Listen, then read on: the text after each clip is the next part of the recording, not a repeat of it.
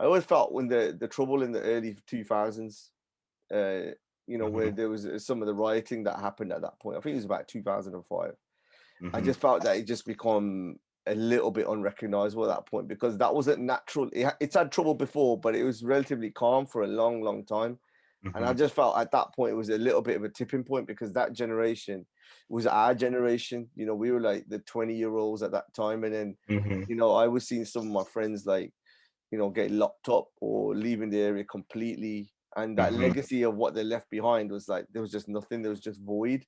And Mm-hmm. I think that was a real opportunity lost there where, that sense of community coming in to kind of rebuild what was going to be there or at least determine what the future might look like. Do you reckon that's fair or do you reckon I was thinking that because I was thinking 2011 with the Mark Duggan riots, but then I thought, nah, I think it started to change way before that. So I think you could be right with that analysis, to be honest. Yeah, it's hard to say, but I just know that, like,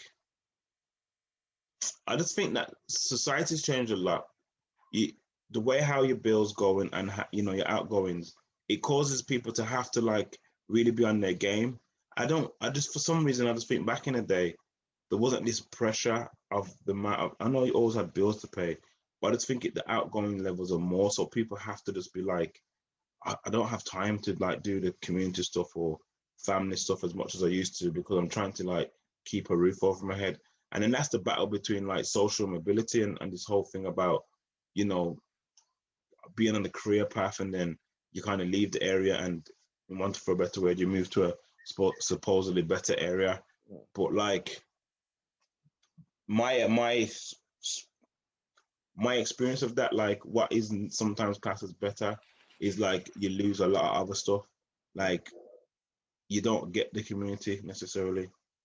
Like in where I live now, it's only the Sikh family that I have about 3 Sikh families that are all one family, but they have 3 different houses on my estate where I live.